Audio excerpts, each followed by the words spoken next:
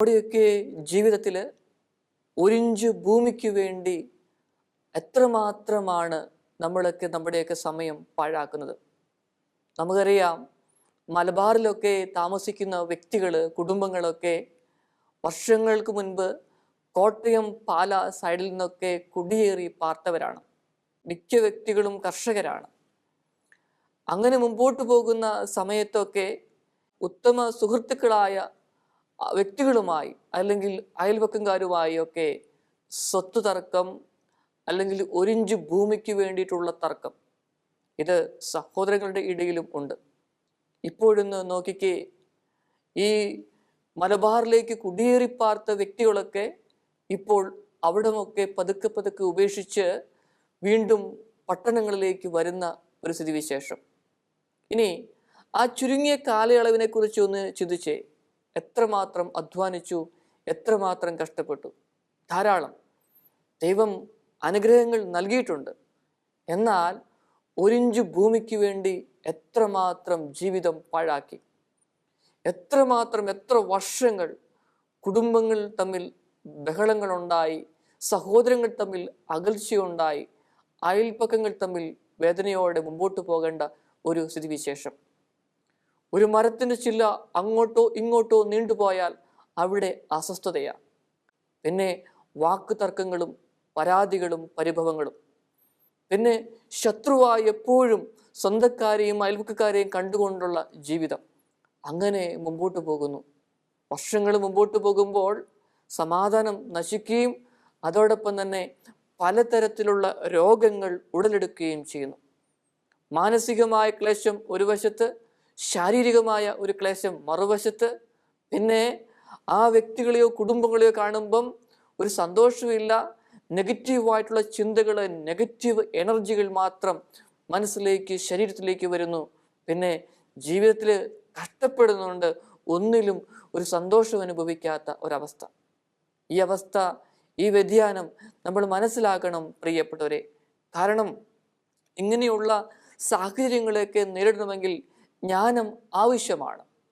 നമുക്കറിയാലോ, സോളമനെ കുറിച്ച് പറയുമ്പോൾ ജ്ഞാനമുള്ള ഒരു വ്യക്തിയായാണ് നമ്മൾ കണക്കാക്കുന്നത്.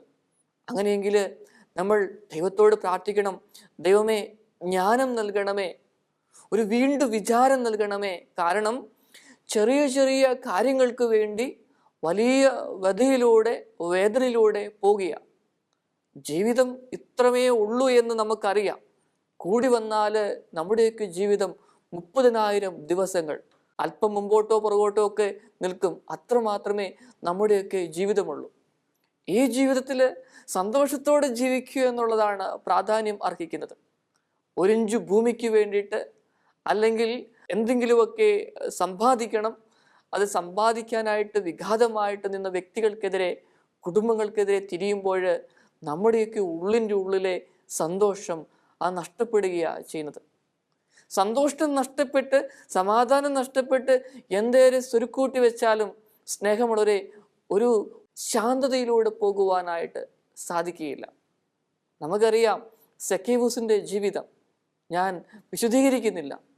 എല്ലാം ഉണ്ടായിരുന്നു ജീവിതത്തിൽ. പണമുണ്ടായിരുന്നു, കുടുംബ അംഗങ്ങളുണ്ടായിരുന്നു, എല്ലാം ഉണ്ടായിരുന്നു. പക്ഷേ രാത്രിയിൽ ഉറങ്ങാൻ പറ്റുന്നില്ല, അസ്വസ്ഥത. അതുകൊണ്ടാണ് അവൻ ഈശോയെ കാണുവാനായി മുമ്പേ ഓടിയത്. അവൻ ഈശോയെ കണ്ടു. അപ്പോൾ മനസ്സിലായി ഇതൊക്കെ ഒന്നുമല്ല എന്ന്. സ്നേഹമുള്ളവരെ, അങ്ങനെയെങ്കിൽ ജീവിതത്തിലൊന്ന് മനസ്സിലാക്കുക. നമ്മുടെ പ്രിയപ്പെട്ടവരിൽ നിന്നോ അയൽപക്കംകാരിൽ നിന്നോ എന്തെങ്കിലുമൊക്കെ കുറവുകൾ നമ്മൾ നേരിടുമ്പോൾ ഒന്നുമല്ല, ഉള്ളിൻ്റെ ഉള്ളിലെ സന്തോഷമാണ്, സമാധാനമാണ് പ്രിയപ്പെട്ടതെന്ന് ചിന്തിച്ചാൽ ജീവിതം ധന്യമായി. ആയതിനാൽ ജ്ഞാനം കൊണ്ട് നിറയ്ക്കുവാനായിട്ട് നമ്മൾ പ്രാർത്ഥിക്കണം. ജ്ഞാനമെന്ന് പറയുമ്പോൾ അനുദിന ജീവിത സാഹചര്യങ്ങളെ എങ്ങനെ നേരിടണം, അതിനുള്ള കൃപയാണ്. ആ കൃപയ്ക്ക് വേണ്ടിയിട്ടാണ് നമ്മൾ പ്രാർത്ഥിക്കേണ്ടത്. ജീവിതത്തിൻ്റെ അവസ്ഥയിൽ വിവാഹമോചനം നേടിയ വ്യക്തികളെയൊക്കെ എനിക്കറിയാം. അവരിൽ കുറച്ചു പേര് പറഞ്ഞതിങ്ങനെയാണ്: അച്ചോ, ആദ്യ നാളുകളിൽ ഒന്ന് അഡ്ജസ്റ്റ് ചെയ്യുവാനായിട്ട് ശ്രമിച്ചായിരുന്നെങ്കിൽ, കണ്ടില്ല കേട്ടില്ല എന്നൊക്കെ വെക്കുവാനായിട്ട് ശ്രമിച്ചായിരുന്നെങ്കിൽ ഇന്നെൻ്റെ ഈ ജീവിതത്തിന് ഇങ്ങനെയൊരു അവസ്ഥ ഉണ്ടാകില്ലായിരുന്നു എന്ന്.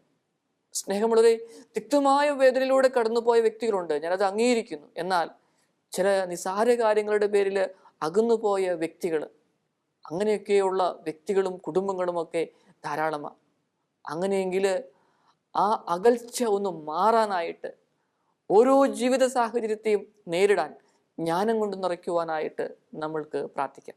സ്നേഹമുള്ളവരെ, ബുദ്ധിവികാസം സംഭവിക്കുമ്പോഴാണ് മറ്റുള്ളവരെ നേടിയെടുക്കുവാനുള്ള ഒരു വലിയ ഒരു ആർജവം നമുക്കുണ്ടാവുക. നമ്മുടെയൊക്കെ മനസ്സ്, നമ്മുടെയൊക്കെ ബുദ്ധി അതിനനുസരിച്ച് വികസിക്കട്ടെ. മനസ്സിൻ്റെ, ഹൃദയത്തിൻ്റെ ഒരു വലിപ്പം, മറ്റുള്ളവരെ ആയിരിക്കുന്ന അവസ്ഥയിൽ കാണാനുള്ള ഒരു വലിപ്പം, അതിനെ വരിഞ്ഞു മുറുക്കുന്ന ചില കാര്യങ്ങളാണ്. അതായത് നമ്മുടെയൊക്കെ അജ്ഞത, അതോടൊപ്പം തന്നെ നമ്മുടെയൊക്കെ ഈഗോ, ഞാനെന്ന ചിന്ത, കൂടാതെ അഹങ്കാരത്തോടെയുള്ള സമീപനങ്ങൾ, ഇവയൊക്കെ ഒന്ന് മാറ്റുകയാണെങ്കിൽ ബന്ധങ്ങൾ ഊഷ്മളമായി തീരുകയാണ് ചെയ്യുന്നത്. പ്രിയപ്പെട്ടവരെ, നിങ്ങൾക്ക് ചിലതിനെയും ചില സാഹചര്യങ്ങളെയും ഒക്കെ സ്വീകരിക്കുവാനായി പറ്റുമോ? ഒന്ന് ആലോചിച്ച് നോക്കുക. നിങ്ങളുടെ പ്രിയപ്പെട്ടവർ മാത്രം ഒരു സ്ഥലത്ത് ഒരുമിച്ച് കൂടി ഉച്ചഭക്ഷണം കഴിക്കുകയാണെന്ന് വിചാരിക്കുക. ഈ അവസരത്തിൽ ഒരു വ്യക്തി കടന്നു വരികയാണ്. അങ്ങനെ നിങ്ങളുടെ കൂടെ പങ്കുചേരുവാനായിട്ട് ആഗ്രഹിക്കുന്ന നിമിഷങ്ങൾ, ആ നിമിഷങ്ങളിൽ ആ വ്യക്തിയെ ഒന്ന് സ്വീകരിക്കുവാനുള്ള ഒരു മനസ്സുണ്ടോ? സ്വീകരിച്ചില്ലെങ്കിൽ ഭയങ്കര പ്രയാസമാണ്. കാരണം ഒഴിവാക്കി വിട്ടു എന്നുള്ള ഒരു ചിന്തയുണ്ടാവും. സ്വീകരിച്ചു കഴിഞ്ഞാലോ അവരുടെ പ്രൈവസി നഷ്ടപ്പെട്ടു, അങ്ങനെ പല കാര്യങ്ങളും ഉണ്ടാവും. പിന്നെ അവസാനം എന്തു ചെയ്യണമെന്ന് അറിയത്തില്ലാത്ത ഒരു മാനസിക വ്യതയിലാണ്.